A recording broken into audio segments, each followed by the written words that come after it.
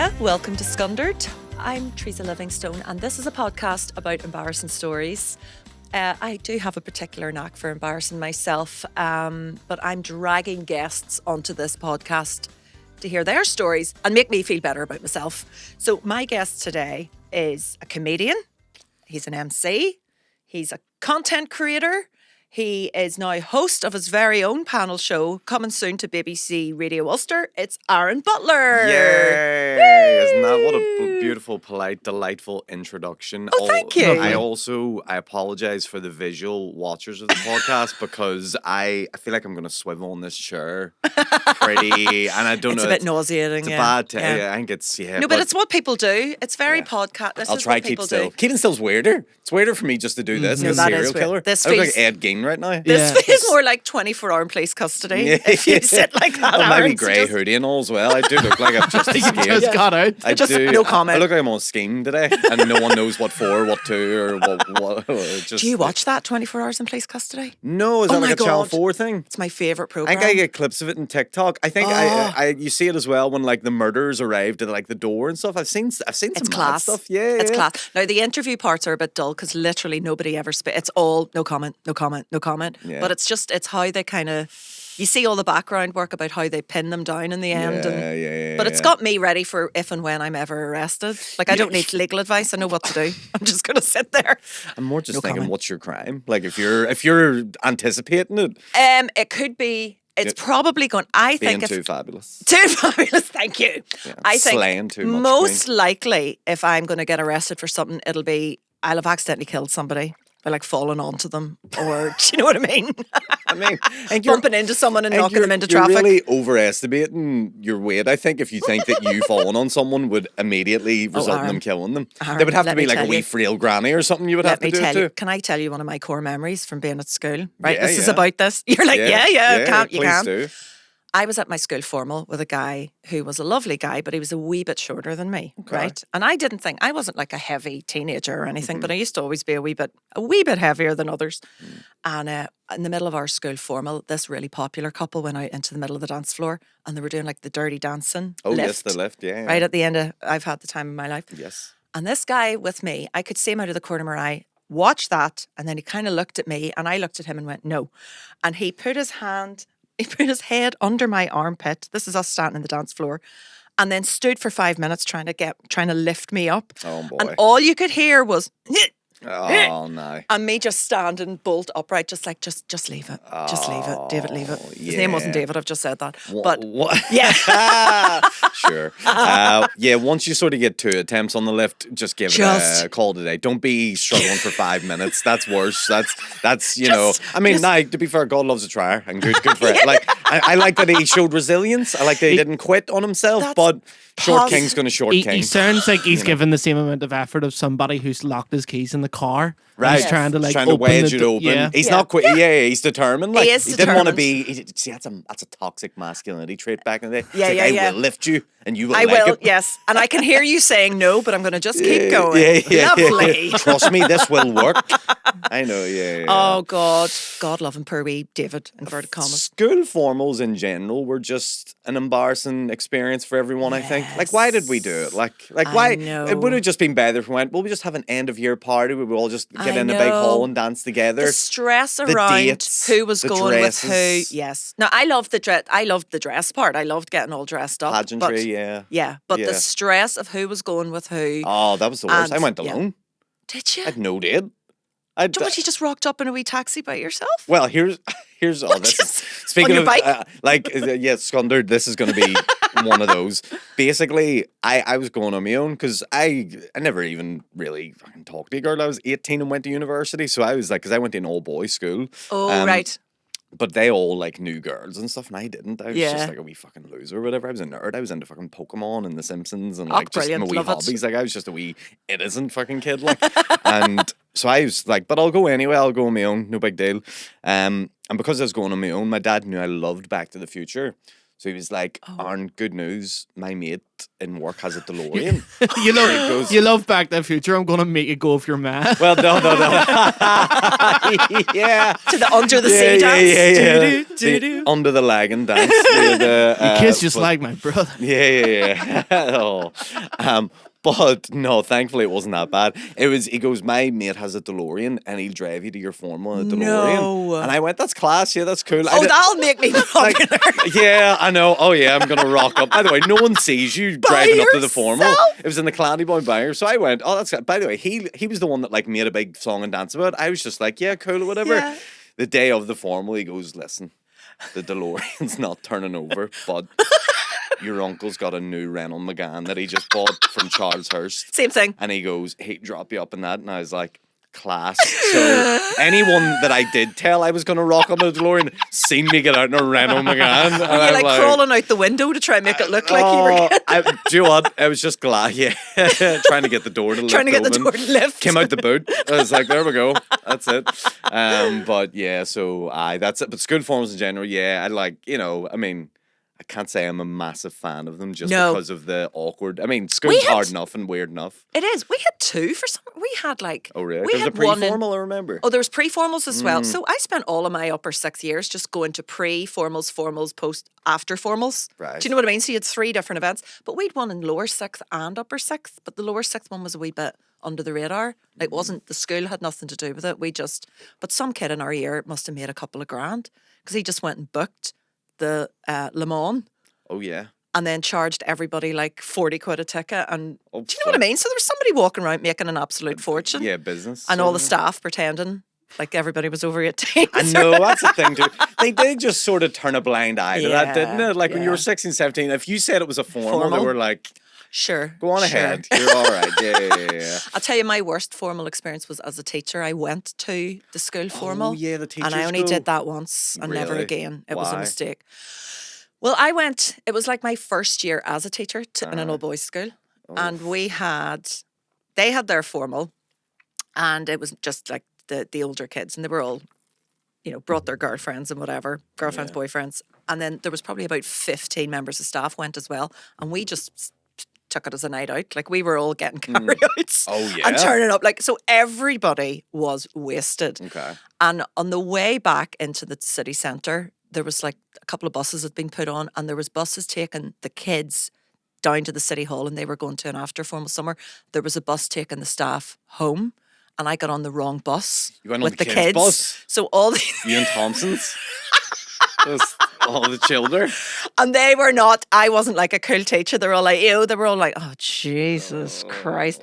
But I sat at the back. I have never been more terrified in my life. There was smoking going on, there was drinking, there was God knows what else was going on, and I was just sat the whole time going, if I don't see it, I don't have to report just anything. Turning a blind eye. It's horrific, yeah. It's an all-boys school. I imagine that as a female teacher can be probably a little bit horrific at times because just from my experience of being in an all-boys school, I remember some boys were just dirty bastards. Like, yeah. Just like, oh, lads. Yeah, like, yeah. You would hear all sorts of horror stories about boys getting caught wanking and stuff in the female teacher's class. And never got, Jesus Christ, no, I never had that. No, thank God. We had that in our school. Well, maybe you see this whole turning a blind eye, God knows what was going on. Really I was just looking out the window for most of it. They did bring a dog into my room once, though. They brought a dog because there was one class in particular. They were like wild. Yeah. And in the end, I had a really hard time with them. But they used to do stuff to try and get me to react because they knew I wouldn't do anything. I was so scared of them. Right. They pinned one of the other kids in the class down at the back and started to like use a lighter to burn his leg hair off. Right. And I didn't know what was going on until I smelt it. I was like, oh yeah, you what's would, that? yeah. You know, I was in the middle of playing the piano. Dear. And then I was just like, what's that smell? And they were burning somebody's leg hair off. So that I had to put a stop to. But like the following week, they brought, one of them just walked in with his dog, like this wee beagle. And they're like, what are you going to do? What are you going to do about that, miss? And I was like, about what? Like I was so deluded. You pretended and there in was no trauma, like flight or fight or what is it? Fight or flight. Yeah, yeah. I just wouldn't acknowledge anything. I was just like, there's a dog in here. I'm just going to step over it. But no, there was no kind of... no dirt, stuff like that. Nothing like that. Although the very first day, I was like, like year 10s came in, so they're about 14, 15. Yeah. And I was like, going to be all strict. And I was like, I'm going to write some rules on the board here, all right? Yeah. And you're going to write these down in your book. So I turned around, and as I was writing on the board, this like sandwich just flew past my face and stuck to the board. And I kind of froze and was like, I'll just write it. So I wrote around it. I was like, always remember your recorder. Oh, really? Right. Didn't acknowledge it. And Well, then what was the purpose of you not acknowledging it? Were you doing it I to, was like, so terrified it was going to escalate. really? And I just thought, oh, they're just trying to get a reaction out of me. you? And I kept thinking, if I don't react, they won't keep going. And that was not true, Aaron. They Oh, just got yeah. very good at it. They got more and more Of creative. course, of course. They took my car keys. Oh, took my yeah. car keys, took my Nissan Micro for a drive around the car park. Yeah. And I was like, well done, Podrick. That no lessons, and look at you. Great. Putting it into my third. God. I was now I had to catch myself on in the end because Well, I was going to say you would have, because yeah, they'll walk no, all I couldn't over have you. got. I couldn't. Yeah, a couple of months of that, and then I was like, "This isn't going to work." But when I was writing on the board, and the sandwich kind of hit the board. I just heard a voice going, "I think you can see her nipples through that top," and I was pinned to the board. I was like, "I'm not turning around. my I'm not God. turning around." And in retrospect, what I should have done. Get the nipples out? No. Well, yes, yes. No, Embrace it. Run I was- towards the challenge. No, what I should have done was put 2 bits of chalk down and turn around and be like, "Who said that?" Oh, But God. I did. It's always like, "Oh, shoulda, woulda, coulda." If I could go back. Yeah. I only got in trouble once in school, and it was for the most nerdiest of reasons. It was because I was the first person to discover Photoshop and how to use it, and started doing Right. Photoshops of teachers as cartoon characters, and they would print them out and put them all over the school. Aw. Uh, Oh, well, and- that's quite cute. I mean, yeah, but the teachers. what were they doing though? As cartoon Well, characters? I did one, the politics teacher, and the 2 politics teachers as Pinky and the Brain, the Oh, Animaniacs yeah, yeah. cartoon, and it was hilarious Photoshop. And even the teachers were like, "Look, this is very funny, but we gotta stop this just because this could get bad." Like, so Yeah. that was the only time I ever got like a Mr. Smith's off with stress now, so just take it down a notch. yeah. But apart from that, all pretty good But clear that was record in school. that was a wee sign of things to come because you are very skilled in terms of I don't even know how to describe it. Yeah. Digital content, Yeah. graphic design, Yeah, all of that. I've always had just like a real nerdy sort of intrigue and like questioning on all that sort of stuff. Like I've always been ahead on computers. I always sort of was the person who just took to it really naturally. Yeah. But it came from wanting to make stuff really. And when you want to make stuff, like, you know, yourself in the industry that we're in, you know, you have a few options. You either, you know, spend your lifetime pitching ideas to a production company or to a TV company to get a door slammed in your face every time and you Yeah. can't get something made. Or you just take the bull by the horns and go, well, I'm going to make it myself then Yeah. and shove it up you. And that's sort of my attitude to it. It's like if I'm really into something and really believe in something, I'll Yeah. just do it myself, you know. And it's So such like like you have such high spec stuff and really high quality because the things that you Yeah. put out yeah. look better than some of the stuff that might be made by, TV companies or whatever. Totally. Yeah. Like I've no, like, you know, you never want to sound like a cocky dickhead when you're saying this sort of stuff, but I would also stand by that. Like there's stuff I've made where I've went, that would hold up, Yeah. you know, in many places. But yeah, it's just that's all. And I'm a nerd. Like I've used Photoshop now. I'm 36. I started using Photoshop when I was 13. So 23 Oh, wow. years I've been using Photoshop for, which is an That insane is a thing. lot. Yeah. Because Photoshopping yourself into a Delorean for your wee formal photos. Yeah. I've done that before. Just there's not much at this point. I haven't photoshopped and made and AI'd by this point. But yeah, I love it. I do enjoy it. Like it's the whole it gets me giddy whenever Yeah. I'm like making like where it's a video or like a graphic or something. And it's like looking unreal, and you're like, oh, this Yeah. is gonna. It's So so good. You were doing a lot of that before comedy? Yeah, Had you and been like. making a lot of stuff like that? Yeah, and look, like sort of in term when I took a little break from comedy, I was self-employed as a videographer and a video editor, and you know, I also dabbled in like motion graphics and stuff too for companies and corporate and all that sort of world. Like, so I always still had a finger sort of dabbling about that sort of thing. But you know, when you can combine that with a passion that is comedy, and sort of get the best of both worlds. It's like it's the way. That's why I like the panel show so much. Is that like gives me this opportunity to like create something that's never been made before that brings joy to so many people, and that's like the core. It's like making people happy, making people just forget about life for a while and just sit back, have some crack, be silly. Like that's the big fun of it, you know. So this is your new show that's going to be coming out on the BBC. Is it coming out this side of Christmas or? Yeah, so we shoot as we record this podcast today. Later on tonight, I shoot the final episode, which is the Christmas special. We've got given a Christmas special, which is hilarious considering we've never had a single season. They're like, you're getting a full Christmas special, guys. You're doing your best of already. Yeah. Like you really have a lot of faith in this show if you're giving us the Christmas special right away. So but we've just shoot it in October, which is always weird, isn't it? Yes. But so we do that tonight, and it's the last episode we shoot, but it'll be the first episode that gets put out this side of Christmas, and then after Christmas it'll be for 6 weeks, then it'll run, and then I'll have a best of episode. Oh, I see. Right, so it'll start with the Christmas one and then the series after that. It's weird. So we shot it basically in reverse. Your yeah. episode will probably be the last one to go out, to be fair. I'm on it. Oh yeah, we very can delighted to have big been reveal, asked. big reveal of the day. Yeah, forgot it wasn't public. But it's such a good the premise of it all is really, really good. I don't think there's any other comedy type panel shows like it. Well, do you know what it is? It's a creation of the brief that was given to me, because they basically were like, look, we've got the Blame Game. We've done topical stuff, panel shows over the years, like Monumental and whatever else that they did. And you know, they were like, so we don't want anything topical. You can't use any news stories, and already that limits you a lot in terms of panel shows. You can't curse because you're on radio. Already that limits you again. Also, you're on radio, so there can't be any visuals. It has to be designed so that people can audibly get along with it. Again, you're going through all these restrictions going, like, do you just want me to talk into a mic for 30 minutes? Because at this point, like, I don't know what else to do. So I just based it around sound-based games. So, you know, things like... and then we're also using stuff from the BBC archive, which they give me access to.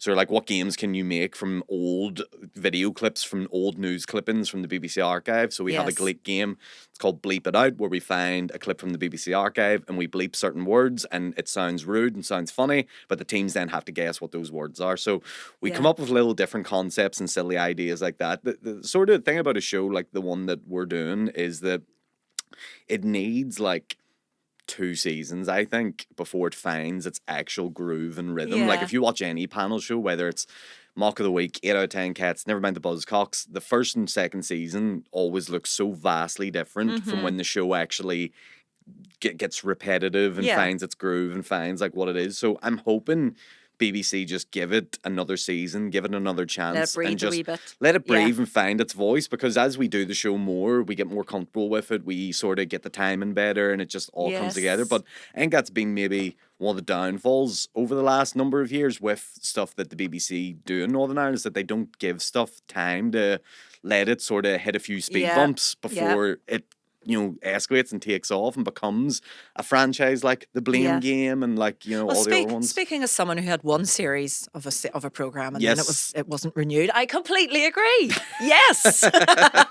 So it's called Soundmate. Yeah, it's called Soundmate, and so we know what to look out for. Comedy mixed with playful sound-based challenges, and we have team captains Dave Elliott, Justine Stafford. We are fantastic. We have a guest comedian on each team every single week, so it changes every single week, and it's just a lot of fun. We film it at the Accidental Theatre. Lovely little intimate audience. Really, really good crack. And it's just... Oh, it's great. It'll be great. It's exciting to be a part of it. I'm pushing, and I'm always hopeful that maybe one day we could get this to TV. But, you know yourself, it's always the industry you're in. You're just sort of... It's a luck thing sometimes. And, and a timing thing too. Like, is the budget there? Are they wanting to go a different direction? Are they even looking for a panel show? Who knows? Yeah. So it's just like, you just sort of put your hands in there and go, I'll do the best job I can. Wherever it lands, it lands. But, you know, I think as long as you go into those sort of things, giving it 110%, you can never look back and like have any regrets about it. You know what I mean? So that's my... And look, I've busted my bollocks. Like, you seen the show when you did it. All the stuff that you see on the screen, the graphics that people don't see on the radio, you know, that's all it's kind of wasted in a way because, again, the radio listeners will never see that. Yeah. But for me, it was like, I want the studio audience to have an amazing experience, because if they're having an amazing experience and laughing more by what's on the screen, that'll transfer more in the radio recording and make it a more energetic, better show. So like, there's all sorts of psychological dynamics that I also get interested in when I'm designing all this sort of stuff. You know what I mean? Like the timing of things, how the intro rounds, and just it's a heavy load. You're involved in all of it essentially. It's not like you're just turning up and going, "What am I saying here?" Yeah, I'm not You're just designing it and producing it pretty much alongside. Along with Mark McElroy, me and him developed the entire format, and then sort of I go away and do, you know, a good bulk of the research. Mark will chip in whenever I sort of ask him for a wee bit of help every now and then, but you know, every video you see, every, you know, bit of writing and bit of that's done, and then I let him deal with the post-production. I let BBC, you know, edit it and do, because, you know, I get paid enough. Exactly, stop doing everybody's job. It's also, I've done enough work. I'm like, it's time for me to let it just. Oh, well, I think it's going to be great. So, so make sure you listen to it. Make sure you download it. Downloads are the big thing. This is from my experience. Oh, yes, that'll be the measure. It won't be so much the listening. It'll be who's downloading it on BBC, on BBC Sounds. So push that. That's my only bit of advice. I will take that advice, because I wasn't even thinking about that. Thank you. Because that's what our the numbers, the metrics were. They'd look at the number of downloads on the BBC Sounds app. So get onto it. And download Tell Teresa while you're there. Yeah, you never know. We might bring it back. There? It's still on there, yeah. Okay. Yeah, it just lives on there. Yeah, it's there. Award nominated Tell Teresa. Yeah. Two awards, yes. Really? Nominated, yes. No. That's okay. That's enough. Still here. Nothing wrong with that. It's still a wee victory in there. Yeah. I was going to say to you there, you've mentioned, there's two names you've mentioned, Dave Elliott and Mark McElroy. And that's all of you guys. That's how I first became aware of you, was Nordy Shore. Oh, yeah. And FNT. Wow, and all of that. Now, that was I wasn't doing comedy at that point, and I'd only just moved back to Belfast. Probably 2011, 2012. Yes. Something, yes. I'm thinking. Yes. Yeah. And so that's how I first knew. So did you guys all know each other before that, or how did you sort of get into it? Do you know what? I had done stand-up with like Shane and Mickey and all the rest. Oh, so you'd done stand-up first? Well, I was on Find Me the Funny, which was Of course you were! Yeah. Oh, we'll talk about that in a wee second. We'll talk about that in a wee second. Yeah, that's Scundered. So I was on that, but then I was still I was coming off the breaks of stand-up then, but I was still doing like sketch videos on YouTube and stuff. And I had seen that a group locally had launched called FNT, and I just emailed them being like, guys, I know you already have loads of people in this group, but I do sketches myself. I film stuff. I always find that like, if you can offer some sort of skills and like benefit to people, if you're looking, like, it's always good to offer that up before being like, basically what I'm saying is I'm also hilarious. There's people that go in being like, oh, I want to be the main character in your thing, and it's like, no one's looking for that, but what people are looking for, unless you like are genuinely that, but like it's very rare that that's the case. But if you come with like some sort of value to give, being like, hey, you know, I'm a music creator, I'm an editor, I'm a graphic designer, I'm something like this, and here's where I can help you, and then you can help me, sort of thing. So I sort of come in being like, guys, I'm a videographer, I've shot sketches on YouTube for years and years and years. I've had a YouTube channel since I was 16, so my YouTube channel is about 20 years old now, which is insane. Is it still there? Oh yeah, like videos from when you were 16? No. Those are well privatized.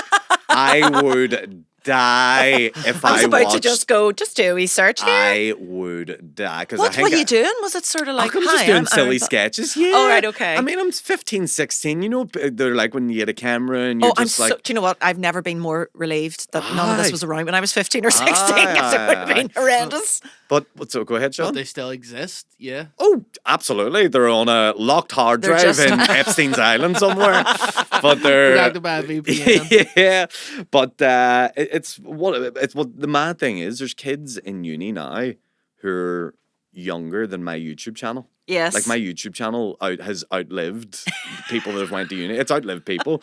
But anyways, so I was doing that and then emailed them guys just being like, hey, would love to be involved, basically. Yeah. And then didn't really email back for a while, and I think they did sort of be like, I think I might have sent a second email, and then they were like, all right, well, like, this is what we do. So when I came in, they were all a wee bit hesitant of me because there was already like 10 of them. I think they were a wee bit like dubious, being like, who's it? And they all sort of met and knew each other through a production company called Green Ink, who still exists, I believe. Yeah. Because Green Ink were looking to develop comedy, and so they had got like a little bit of money from Green Ink as like development deals. Yeah. That was like a couple of $100. It wasn't like an $8,000 or whatever. Like, but so they were working and all met through that. Like Mark worked in Green Ink. There was another guy called Jordan who worked in Green Ink. Yeah. They knew Diona through like stuff like that and whatever else, and they all had like so.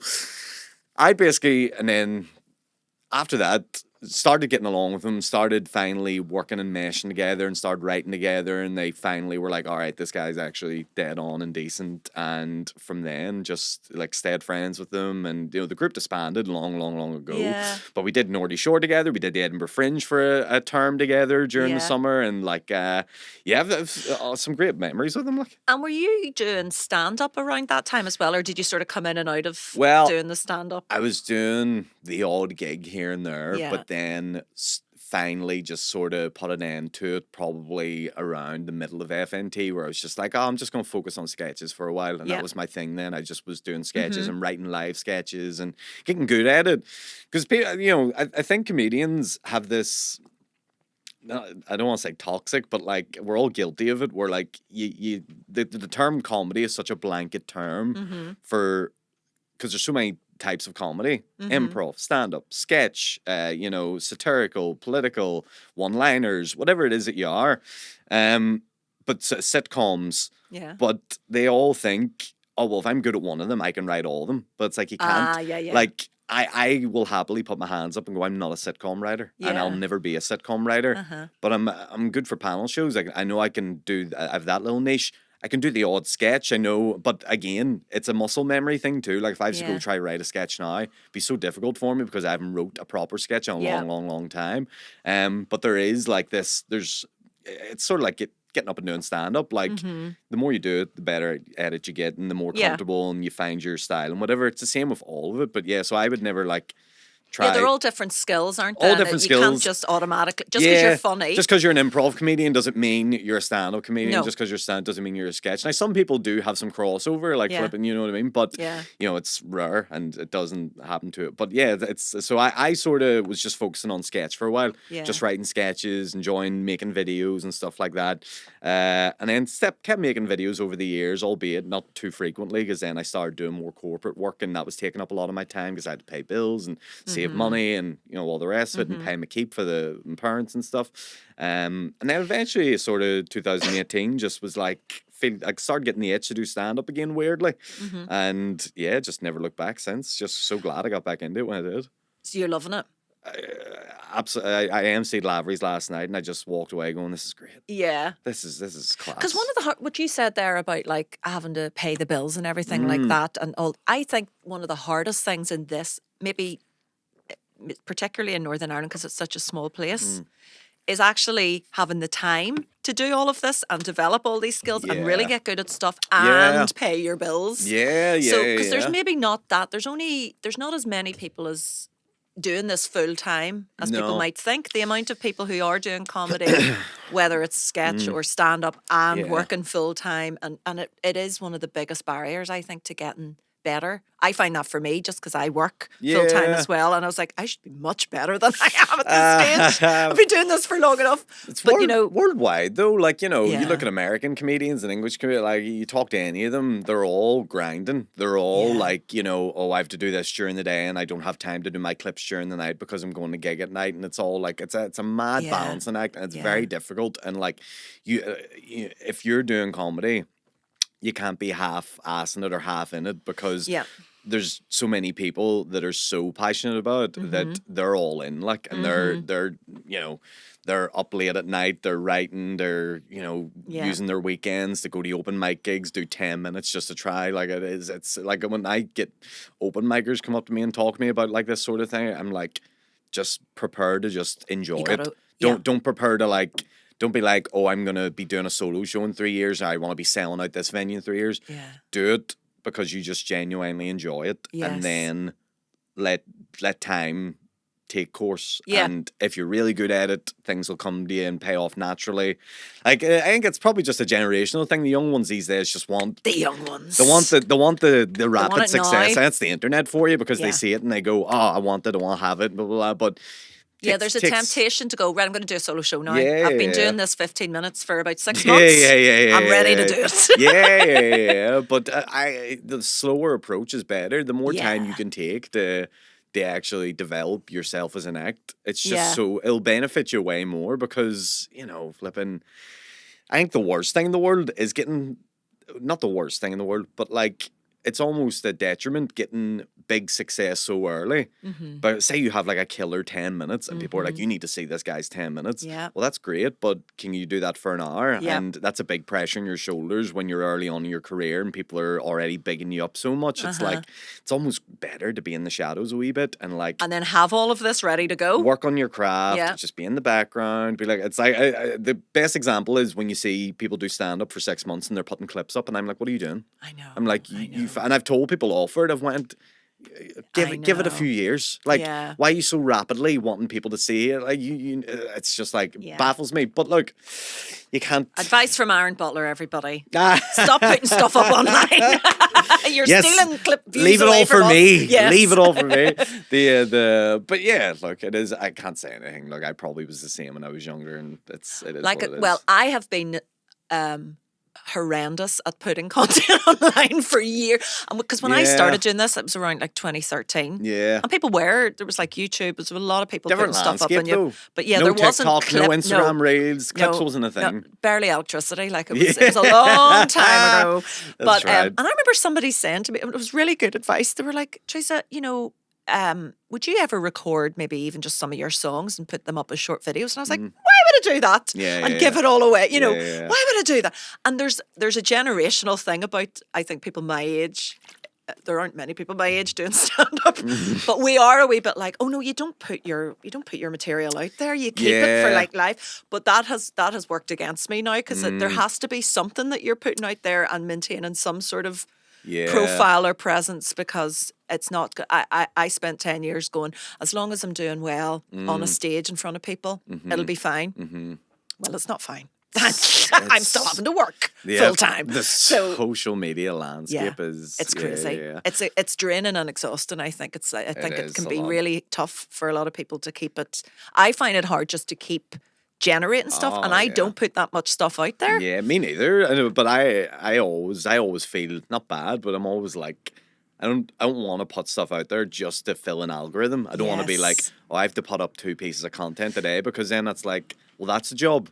Exactly. And I didn't get into and this. who are you working for? Yeah. I didn't get into this to feed Instagram's, flipping algorithm. I'm in this. You're a real live performer, and what I mean by that Yeah. is it's not just comedy. You're a musical I've theatre I've been in performer, musicals Aaron. many You're times. used to being Yeah, on I love stage. it. I love it. Yeah. It is. I love entertaining. Did yeah. you always do like musical stuff at I- school and everything? No, I was the shyest kid at school. See, during primary school and secondary school, I was the most silent, quiet type. But I also knew, like inside, I was like, one day I I'll be a want to do this. star. Not even, yeah. Not that, but it was like, I grew up so inspired by musicals and comedy and like, too. yeah. I was really just like, my mum would like put them on for me on tapes and stuff. And I just remember it was my favorite things, just watching them and listening to them and then. What musicals would you have been watching on I was video? watching Little Shop of Horrors. I was watching Grease. I was watching Jesus Christ Superstar. I was watching Footloose and Dirty Dancing and all these, There's something movies. about them. You have to watch them on a grainy VHS. You do. With the ads in them as well. So true. Yeah. Yeah, those were the videos we had in our house as Yeah. well. And we used to watch like Calamity Jane with Doris Day and everything as well. Like we'd watch Yeah. really old ones, but Yeah. Grease was like the main sort of Oh man. everyone's favourite. That And then was- it was whenever I became a teacher, I was like, do you know what we should do? We should do Grease. And then I actually read the script and was like, Jesus Christ, no, we're not doing this in a school. This is Yeah. this is not appropriate. They do have like a school version, Yeah. but it's wick. yeah. It's all like, it's they cheapen the words yeah. and all, like, you don't have Rizzo going, I'm not pregnant. Yeah. at the end. But yeah, so just that, and then, but when I was in school, I was real shy, and then I got to university. I was like 18, 19, and I was like, I actually want to start trying to do stuff now. So I joined the Queen's University dance team on a whim, and I was the first guy to be in it. Did you? Yeah, yeah. And then dance team? Yeah, so like sort of like competitive sort of. well, they would just be like a dance group, and they would do like so every yeah. So honestly, so it was like me and two other fellas, and yeah, we do like showcases at Mandela Hall, and we would like dance at events for Queen's students, freshers, and stuff like that. What style of dancing was it? A little bit of everything, a little bit of hip hop, a little bit of musical theatre, contemporary, like jazz, like lyric, all these different ones. Like, but look, obviously, you know, I was 18, 19 at the time, you know, trying to have the university experience, and I was like, I went, I'm gonna go to a dance team. I was like, everyone else is in the Holy Lands getting absolutely wrecked, and you're like, sick. Well, yeah, but I was trying to be smart about it. I was like, there's not many men on this team. Absolutely, yeah.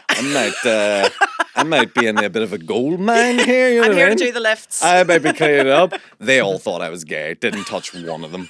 Didn't get a finger in anywhere. Lovely. So, but they were all lovely people, and it was really, really. And so, yeah. But doing that, I joined that dance team. There was some musicals in university that I did. I did Jesus Christ Superstar in university. I did Footloose in university, and then did a few more outside of that for amateur dramatic places. Like did Grease in the Opera House many years ago. Yeah. Did Fame in the Waterfront. Where else interesting? Do you know what? Was it the one? I was going to say, because I went to see Fame in, I think it was the Grand Opera House. No, that wasn't that you. one. No, the reason that just made me laugh was we were there. I don't know that show very well, but I was sitting there with my brother and sister, and there's a part at the end where somebody runs out on stage and goes, "Everybody, Carmen Diaz is dead." Yeah. Right? Yeah, yeah. And my wee brother, who was quite young at the time, shouted out, "Cameron Diaz is dead." Right? And I was like, no, it's because he wasn't paying attention to the show at all. And I was like, first of all, no, she's not. And if she was, why would they interrupt this production of the the Grand Opera House in Belfast to go, "Everybody stop what you're doing. Cameron Diaz is dead." Oh no, that's funny. But you did something. Were you in West Side Story? West Side Story, I did that at the Opera House a few years ago too. I forgot about it. Yeah, it's a great show. Yeah. What would be your dream musical theatre role? Oh, if you could get cast. It was always Danny Zuko in Grease, but I've aged out of that one now, sadly. I did play Kaneki in Grease and it was a confidence issue. I could have went for Danny, and I probably could have got it, but in my head I was always going, they'll not give me Danny. So I just went for Kaneki like an idiot. And I got Kaneki, and they were like, yeah, no problem. So that was always a dream one. Outside of that, age appropriate, I'd love to do real cool character roles, like King Herod in Jesus Christ Superstar is a really great role. Yeah. The Book of Mormon was always a big one. I auditioned for it in West End. Oh, did you? 2012, they were casting it for the first time in the West End, and I managed to land myself over an audition in London for it. And imagine. Sadly didn't get it, but it would have been a cool story. Has to be, I think that's one of the funniest musicals I have ever seen. So good. But the music in it is actually phenomenal as well. Well, done by the same person that did music for Frozen. Frozen, yes. Yeah, which I didn't see. We're such musical theatre nerds. Oh, look, now we're getting into it. I've seen Book of Mormon twice, and the last time I saw it was down in Dublin. Yes, I seen that one there. And that was only because I was being a know-it-all with Fraser. I was going, let me tell you everything about this. And I was saying it's written by the guys who did South Park. And then he was like, did they write the music as well? And I was like, yeah, they did. Yeah, they're phenomenal musicians. And then I was like, I'm not quite sure that's true. No, so I had to sort of look it up. I was like, okay, no, they had a wee bit of help with the music. But there was a woman who sat beside me in that theatre and ruined the whole bloody thing because she sat. I don't think she quite knew what she was there to see. You know the way a lot of people will just come and go. Book of Mormon? Yes. They get horrified. And she was horrified because there is some stuff. I mean, it's about 10, 15 years old now, and it's still it flies close to the line, doesn't it? Yeah. Some of the material's quite. And I think maybe even more so today because, like, you know, just the culture that we're living in today, like people, you know, it's weird. Like I sort of, I'm the metaphor, the comparison I always make is like shows like Bo Select in Little Britain. At one point in time, those were like the most beloved shows on Yes. television. But if you were to And watch now them today, you'd yeah, go... they're getting slammed. And the Book of now. Mormon's a wee bit like that. Like, 10, 15 years ago, the humour was a wee bit different. Now people are watching going, Or a bit, oh, no. Am not sure you can say that. Yeah, am I allowed to Yeah, laugh at it type yeah. thing? And it's like, yes. Well, there was a woman sat beside me who, at the beginning, the first, like every time there was something funny, and the whole of the theatre would burst out laughing, she would just go, Jesus. Right, and then I noticed it at the start, and I was Yeah. like, "Oh, God love her," and she was a real wee country woman. Yeah. And I mean, an hour into this show, she was going, Jesus. Just had to Jesus. visually what do we Jesus. say? And Yeah. at some point, I was like, oh my God, Yeah. shut Yeah. up. And I looked over at her friend, and her friend was doing that thing, where you sit away from, you're trying to sit away from someone. 'Cause she was ruining yeah. the whole show. No. But yeah, so don't go and see it if you're that horrified. It's usually always like older ladies too. Like that's Jesus. yeah. They're like Yeah. No, I loved it. But it's a great show. Like it's class. It's so energetic, so fun. Like so fun. It made me want to write a musical. The first time I saw it, I was like, that's what I should be doing. I I should be know. writing a musical. Do you know what though? If only it was that easy. I Writing a know. musical is probably one of the most difficult things Yeah. to do. Like oh my god. I bought a wee book about it and everything, read the first chapter, like, nah. Yeah, there is. I think I have that book too. I was like, how to write a music? I have enough songs written. I was like, could I not just stitch these together and find us? I'll do what they did with Mamma Mia. I was like, of all these songs, I'll just write a wee story to stitch it all together. But no, I love getting over to see a show, like going to London, seeing like a West. Oh, it's such a great experience. Yeah, like, me too. And do you know what? I actually think it's pretty affordable. Like, when you go onto the ticket websites, there's usually always like a 40, 50 pound ticket or something. You're like, the last time I was over, we went to see Operation Mincemeat. Okay, I've never seen it. And it's very good. Yeah. But I'd heard a lot of good things about this. And me and my sister were looking at tickets, and they have this flat pricing thing where it doesn't matter where you are in the theatre, it's £100. Wow, okay. So it's like, okay. Then I saw this thing on Twitter. It was like, we're releasing stand-in tickets for £20, right? Now, stand-in tickets, I, in my head, heard that as like standby. I thought they were just like last-minute tickets. So I was like, no, I've got us some too cheap tickets. We'll go tonight. Yeah. And we rocked up and they were like, yep, you'll be at the back. Just like they had a bar at the back for you to lean on and stand. And I was like, I don't think so. Oh, no. And I said, like, we were stood at this, like, leaning on a bar. And I was like, how long's this show? It's like 2.5 hours. I'm not standing. And it was and I kept going, excuse me, do we have to stand? She was like, yes, that's what a standing ticket is. And I was like, right, there's empty seats over there. If nobody shows up, can we sit down? She went, no. I went, okay, thank you. And we literally stood for 5 minutes and I was like, I'm sitting down. So Yeah, the two of you us took the seat? just went and sat down. We're like, I'll be ready for the fight if somebody takes me out of it. But throw me out, it's fine. Oh no, no one could. Who? No, standing for 2.5. I mean, I like the theatre, but I don't like it that much. No, I'm tired. I'm tired. There's no show. You could be like, do you want to see the original cast of Hamilton? You have to stand for 2.5 hours. Nah, I'm all No, right. thank you. No, Nah, I'll watch it on Disney. I'll watch Thank on you. Disney Plus. Yeah. Oh. Right, embarrassing stories. Aaron. Sure. Now that Let's get to it. we've talked for long enough. Aye. Were you embarrassed easily when you were a kid, or Oh, when I was younger, you were that's quite nerdy and quiet? Yeah, I mean, I was quiet, but also like there's definitely moments that stand out to me where I go, "Oh, that's rough." Like I remember doing the Stars in Their Eyes contest in school, and the teachers made me sing in front of the class. Now, to be fair, I was able to hold a note, so it wasn't a big deal. But I remember just getting real shit for that after. What, like, can I just say, Yeah. sorry, a couple of episodes ago, I can't even remember who I was telling this to. I was telling a story about me making the kids in an all boys school that I taught in do a Stars in Their Eyes show. right? And I'm now like, did I teach you? No. But we had the exact same thing, the trauma. So Yeah. please go ahead. Like, who did you have to be? Oh, I was Craig David because that's the God. when you're a white 13-year-old boy. No. Who else are you going to be? But like, Jesus. keep in mind, this is in 2002 or whatever, very different time back then. People have tried to cancel me for this, by the way, for a Yeah. thing that happened 20 odd years ago. That fucking whatever else. But basically. I like Craig David at the time. I like singing, I like R&B music and whatever Okay. else. So I was like, I'll do Craig David. But The natural choice. yeah.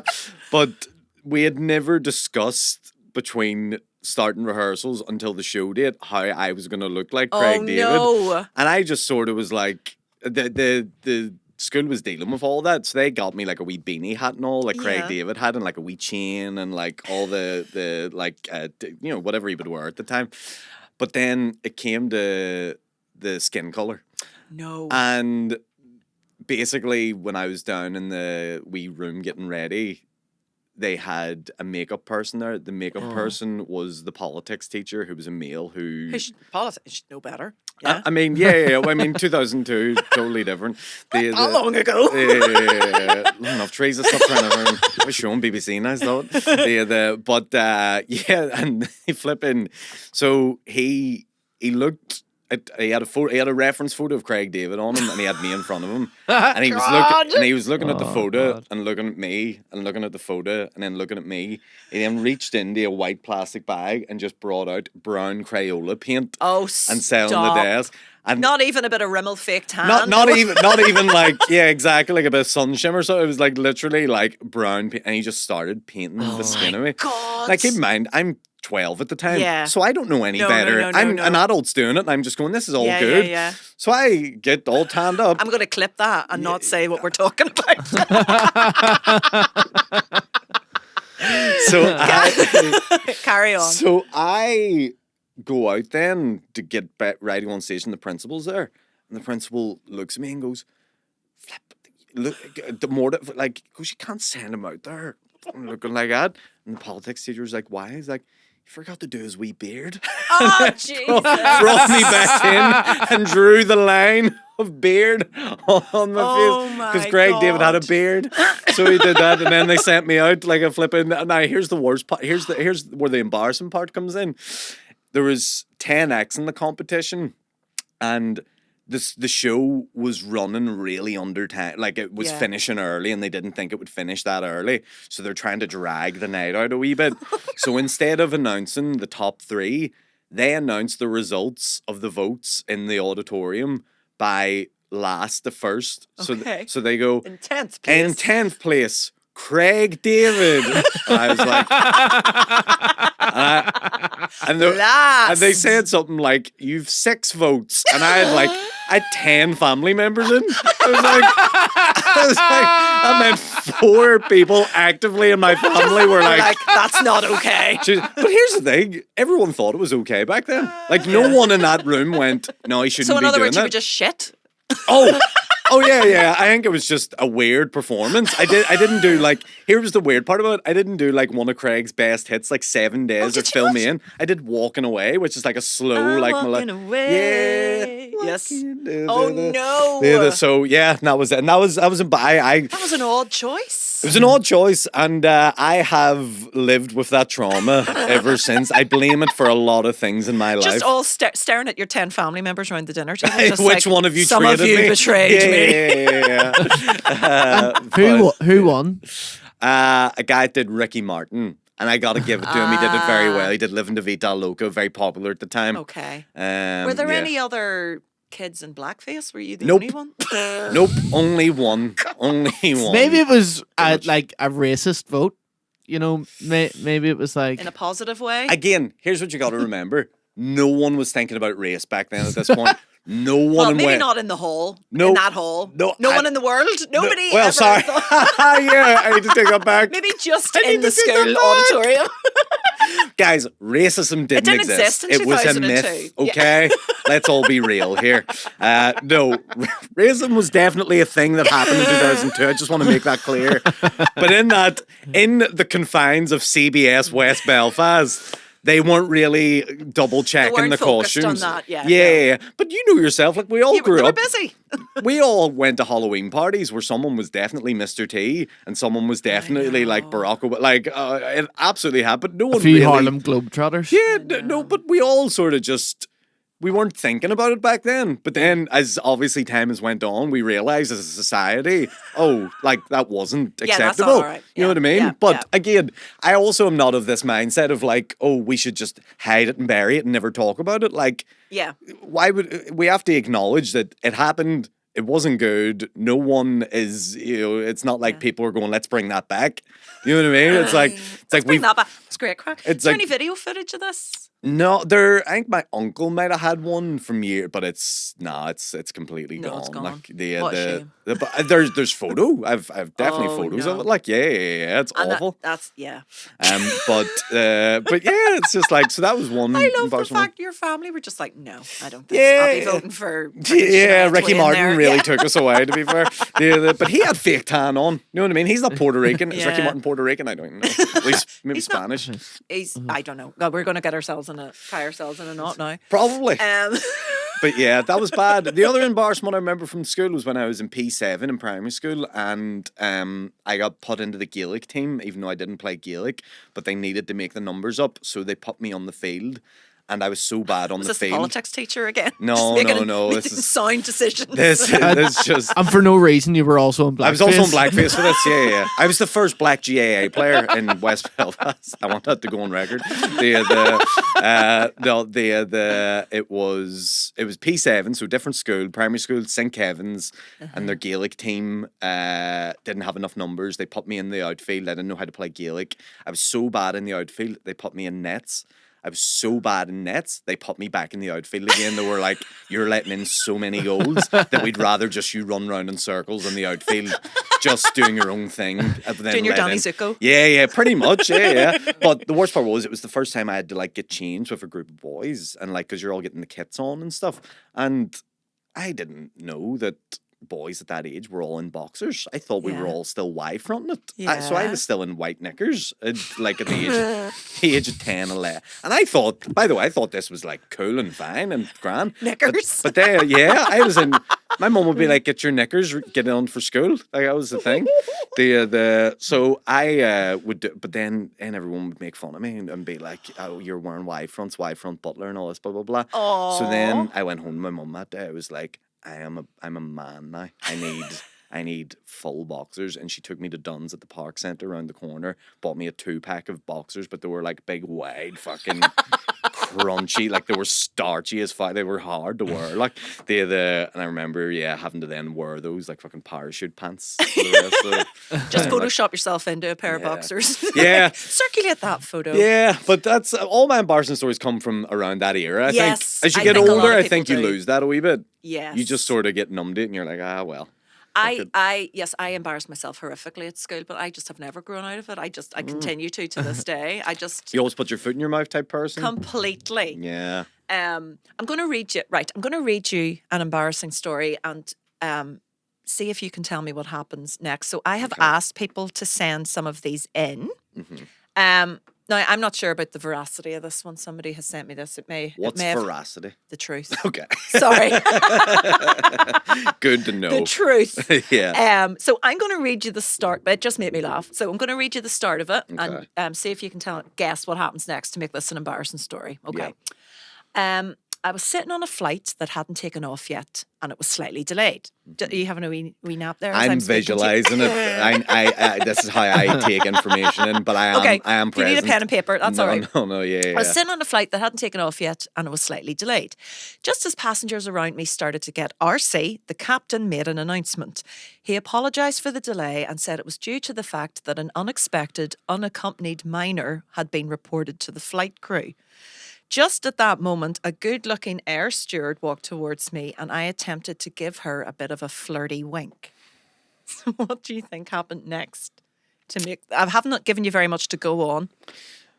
So he does tried a to do a wee wink flirty wink at the air steward. Now, here's the part of the story that's sort of taking me for a curveball here is the unattended minor, and how does that fit into the flirty wink? That's what I'm thinking. Like, is he winking at her? He was thinking, oh, there's a child. Is there a child for sale? Yeah. Is that one up for grabs? Can I order the pasta? So I think. Yeah, so he's flirty wink. I think the air stewardess maybe thinks he has like a twitch or has something wrong. Maybe he's got like a facial tic of some kind.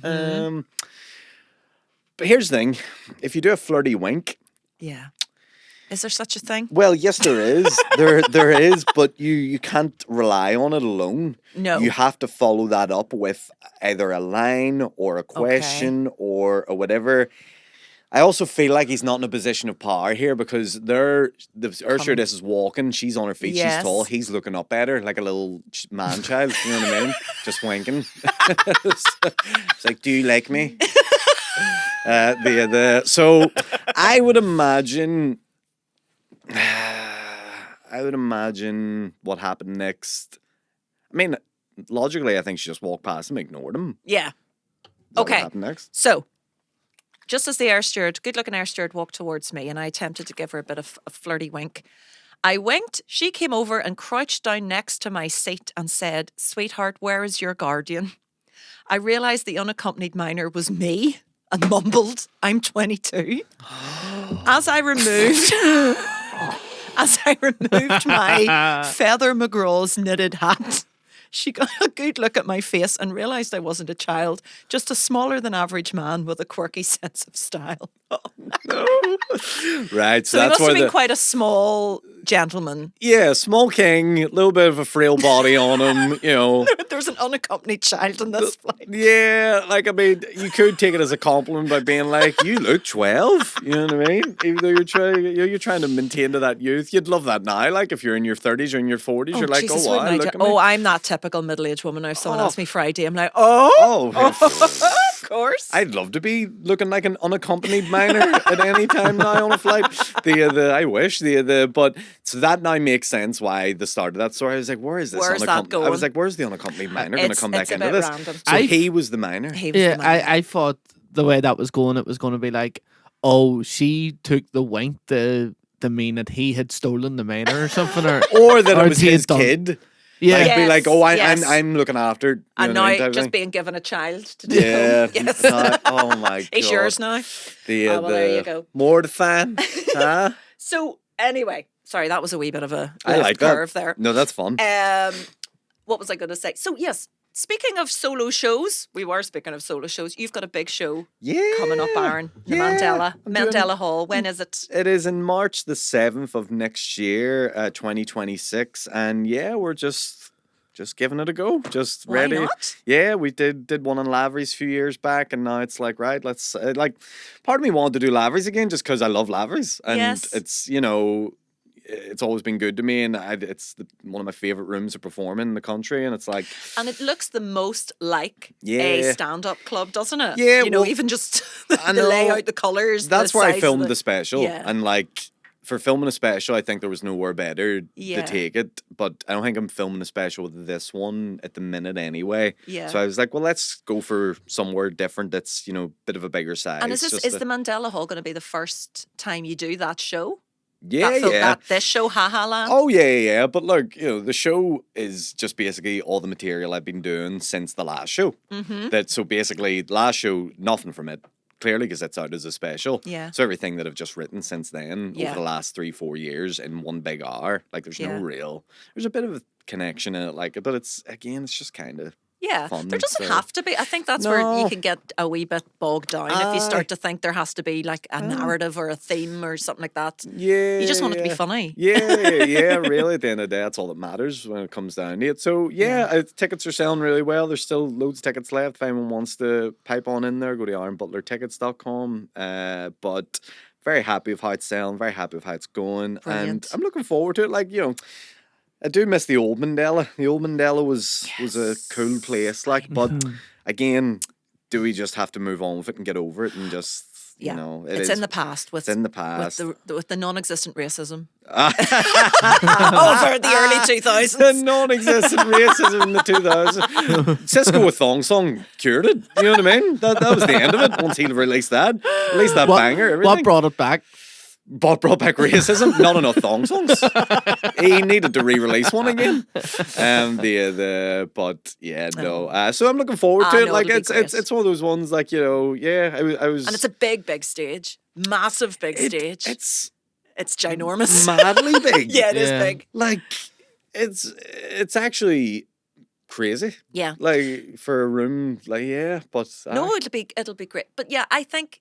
do it in the Mandela Hall and then do it again somewhere smaller. And film probably, it. I think the idea is going to be I'll do somewhere regional and try to do like 2 dates somewhere in like Bangor or something like that and try like get another special out because I love doing the comedy specials and really enjoyed the last one I done and really happy and proud about it. And I love that they just sort of sit there on YouTube and it's like a little capsule of time to be like, you know, that's like an award in itself or like an achievement to be like that'll always be there. You know, long after I'm gone, you know, whenever in 100 years' time there's, you know, whatever technology. What did great-grandfather do? Well, there won't be one because I have a vasectomy, but yeah,